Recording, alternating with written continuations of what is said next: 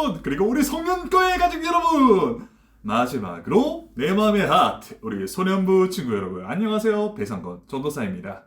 우리는 어김없이 노아 이야기를 오늘 배워보려고 합니다. 그 전에 지난주까지 어떤 이야기를 배웠는지 점검해봅시다. 에덴 동산에서 추방된 사람들이 시간이 흘러 이 세상에 가득해지게 됩니다. 하지만 그 사람들이 가득해진 것처럼 그 사람들의 죄 또한 이 세상에 가득하게 되었죠. 그 결과 하나님께서는 심판하시겠다는 계획을 세우시지만 구원의 도구가 될 한 사람 노아를 통해 그 계획을 바꾸시게 되죠. 하나님께서는 노아에게 그 구원의 계획 중 하나인 방주를 만들라고 명령하시고 이 명령에 노아는 순종하게 됩니다. 방주가 완성되자 거짓말 같은 일들이 일어나게 됩니다. 40일 동안 하늘에선 비가 쏟아지게 되고 땅에서 물이 솟아오르며 이 세상을 물로 가득 채우게 됩니다. 그리고 221일이 지나서야 노아와 그 가족들, 동물들은 방주에서 나올 수 있게 되었죠. 그리고 방주의 문이 열린 그곳은 아라랏 산이었으며 그곳에 노아와 그 가족들은 하나님께 예배를 드리게 됩니다. 이것이 지난주까지 배운 이야기인데요. 오늘은 어떤 이야기를 할 거냐면요. 홍수 사건 이후에 이 세상이 어떻게 되었는지 한번 배워보도록 하겠습니다.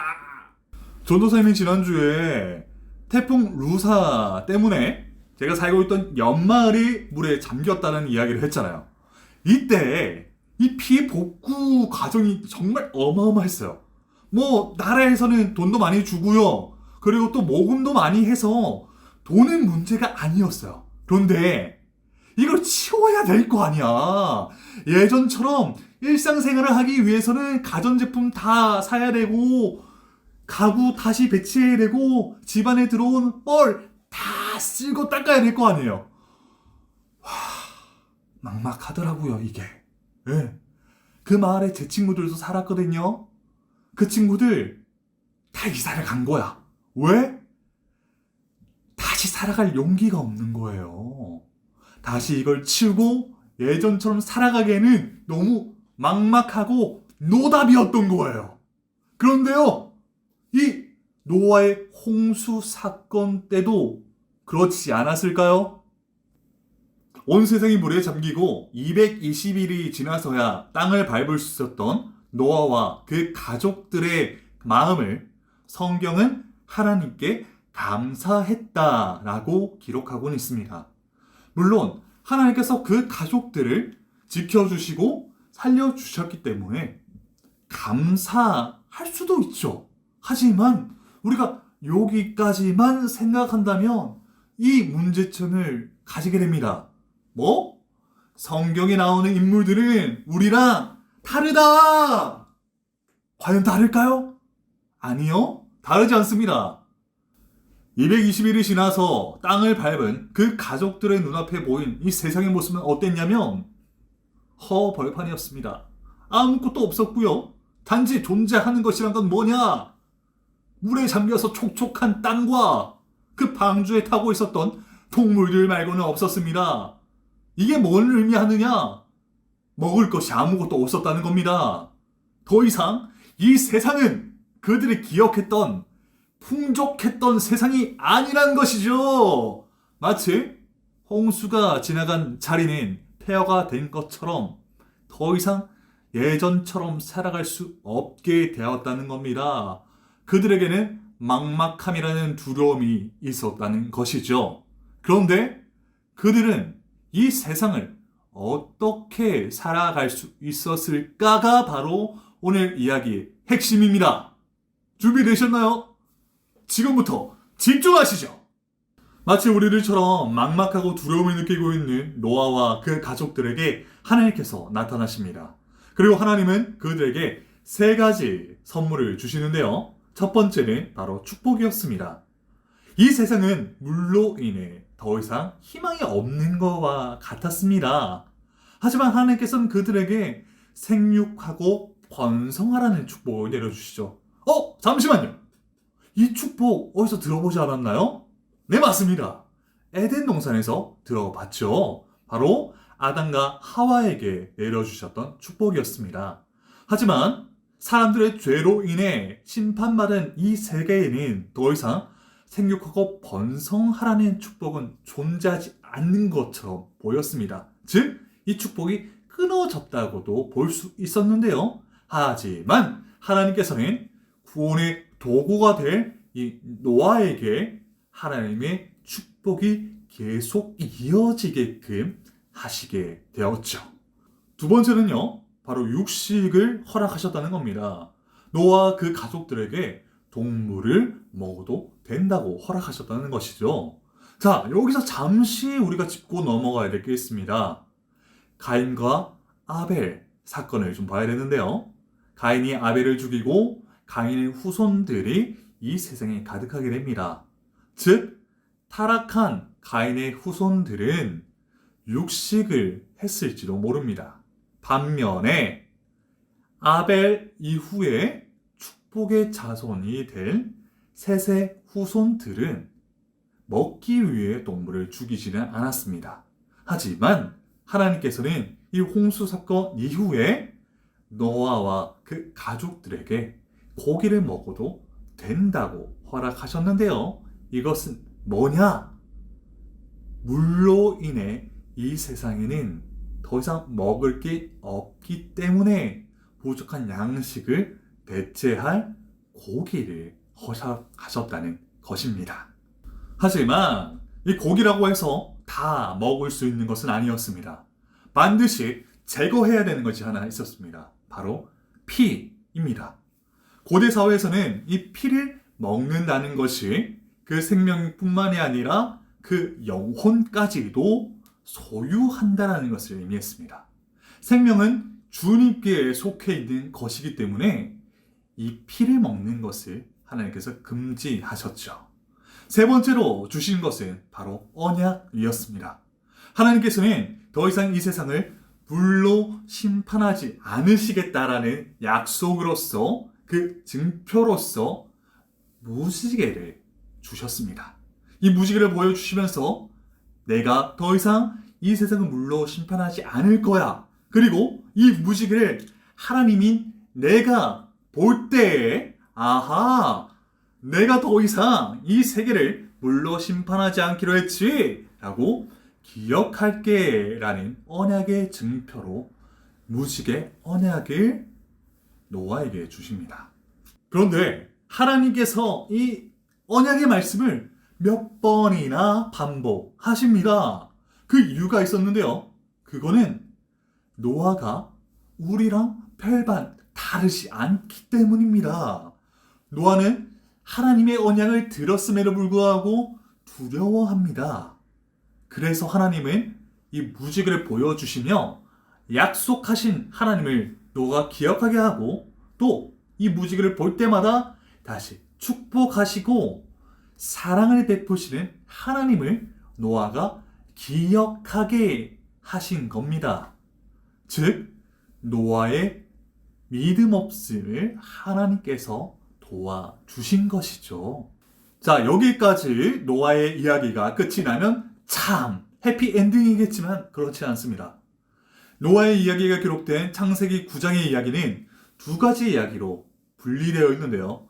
첫 번째 이야기는 홍수 이후 노아와 그 가족들에게 세 가지 선물을 주시는 이야기까지입니다. 또 다른 이야기가 있다는 것이죠. 지금부터 또 다른 노아의 이야기를 알려드리도록 하겠습니다. 안타깝게도 노아의 또 다른 이야기는 그 가문의 범죄 이야기입니다. 하나님의 구원의 도구였던 노아조차도 죄로부터 자유로울 수 없었습니다.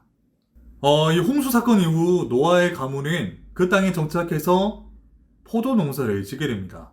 노아는 그 포도를 가지고 술을 담궈 마시다가 만취해버려서 벌거벗은 채 잠에 빠지게 되죠. 이 벌거벗은 몸을 세 명의 아들들에게도 들켜버리게 됩니다. 가장 먼저 이 노아의 실수한 모습을 발견한 이 함이라는 아들이 노아의 실수를 감춰주는 것이 아니라 그 나머지 형제들에게도 아버지가 벗었으니 보러 가자라고 떠벌리게 됩니다. 나머지 두 명의 형제들은 아버지의 이 실수를 보지 않으려고 뒷걸음질로 다가가 아버지의 벗은 몸을 덮어주게 됩니다. 그리고 술에서 깨어난 이 노아는 쪽팔렸던지 막 화를 냅니다. 그런데 이 섭섭함에서 그치면 참 좋겠는데 처음 그의 실수를 발견한 함에게 저주를 붓습니다. 대홍수 사건 이후 하나님께서는 아름다운 무지개의 언약을 우리에게 주셨지만 여전히 우리에게 해결되지 않은 것이 있었습니다. 바로 죄의 본성이었습니다. 여전히 죄에 넘어질 수밖에 없는 연약함이었죠. 그 연약함의 결과로 우리 다음 시간에 배우게 될 바벨탑 사건이 노아의 형제들의 모습 속에 녹아있게 됩니다. 사랑하는 친구 여러분, 노아 이야기는 여기서 끝이 났습니다. 하지만 구원의 도구가 되었던 노아조차도 죄를 짓는 이야기로 끝난다고 해서 이 이야기의 결론이 비극이라고는 할 수 없습니다. 왜냐하면 인간의 죄가 계속되는 가운데서도 하나님의 구원의 계획은 이어지고 있기 때문입니다. 하나님께서는 에덴 동산에서 수방되는 아담과 하와가 목숨이 끊어지지 않을 수 있도록 가죽옷을 선물로 주셨어요. 그리고 가인이 아벨을 죽였을 때 셋이라는 새로운 아들을 주셔서 그 언약이 이어지게 해주셨죠. 그리고 물로서 이 세상을 심판하라 하실 때 노아를 선택하셔서 사람들의 이야기가 계속 이어지게 해주셨습니다. 그 이후로도 사람들의 죄는 계속 이어졌죠. 그럼에도 불구하고 하나님의 구원의 이야기 또한 계속 이어지게 됩니다. 그리고 마침내 예수님, 독생자 그리스도 예수를 통해 우리의 죄가 완전히 사함받아지는 새로운 존재로 우리를 탄생시키셨고 성령님께서는 지금 이 순간에도 여러분들을 하나님의 구원의 계획 속에 이끌어가고 계십니다. 사랑하는 친구 여러분, 오늘 설교를 마무리하려고 합니다. 홍수 사건 이후 노아와 그 가족들은 이러한 생각을 가졌을 것입니다. 우리 다시 살아갈 수 있을까? 다시 시작할 수 있을까? 그들은 죄를 짓는 자신의 모습 속에 좌절을 경험하게 되고 하나님으로부터 멀어지고 있다라는 생각을 가졌을 것입니다. 하지만 그들이 죄를 짓는다고 해서 하나님의 약속은 끝나는 것이 아니었습니다. 하나님은 계속해서 사라지지 않는 무지개를 보여주시며 그들과 약속하셨던 하나님의 신실함을 보여주십니다. 늘 보호하시고 이끄시고 새로운 희망을 주시겠다는 하나님의 언약을 그들에게 보여주시고 있는 것이죠. 사랑하는 친구 여러분, 하나님께서는 그 약속이 우리에게도 적용된다고 말씀하십니다. 그런데 여러분, 지금 우리 예배 어떻습니까? 다시 예전처럼 모일 수 있습니까? 아니요, 안 됩니다. 물론 시간이 지나면 다시 모일 수는 있겠죠. 하지만 우리가 모여서 예배하는 것이 아닌 각자의 가정에 편안하게 앉아서 예배를 드리는 것에 안주하게 된다면 예전처럼 뜨겁게 찬양할 수 있을까요? 모르겠습니다. 저는 솔직히 그게 무섭습니다. 여러분들이 함께 모여서 뜨겁게 찬양하는 것이 불편하게 여길까봐 두렵습니다. 하지만 하나님은 오늘 노아의 이야기를 통해 우리에게 이렇게 말씀하십니다. 아니, 다시 너희의 예배를 뜨겁게 만들어 줄게. 내가 너희를 포기하지 않을 거야. 너희가 비록 지금 이 예배가 편할지라도 함께 교회에 모여서 뜨겁게 찬양하는 것이 불편하게 될지라도 나는 너희를 포기하지 않을 거야.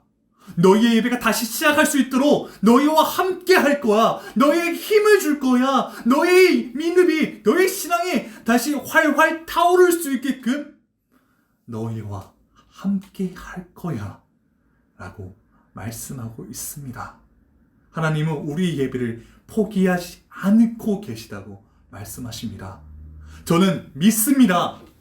노아처럼 이 세상이 모든 것이 초기화되고 다시 예전으로 돌아갈 수 없을 것 같은 두려움 속에 있을지라도 우리 예배는 다시 뜨겁게 하나님을 부르짖을 수 있다고 믿습니다. 사랑하는 친구 여러분, 여러분 기도하길 원합니다. 우리의 예배가 다시 뜨겁게 하나님을 찬양할 수 있도록 기도하기를 원합니다. 이 시간 우리 간단하게 기도하기를 원합니다. 하나님, 노아처럼 우리를 사용하여 주시옵소서. 지금 우리 예배가 다시 예전처럼 뜨겁게 하나님을 찬양할 수 있을지 없을지 모르는 그런 상황 속에 놓여 있지만 하나님, 우리를 포기하지 마시고 우리를 끝까지 함께 하셔서 다시 한 번 더 예전과 같이, 아니 예전보다 더 뜨겁게 하나님을 찬양할 수 있는 예배 공동체가 될 수 있도록 우리와 함께하여 주시옵소서 라고 기도하는 우리 친구들이 되기를 간절히 소망합니다. 예배를 마치도록 하겠습니다.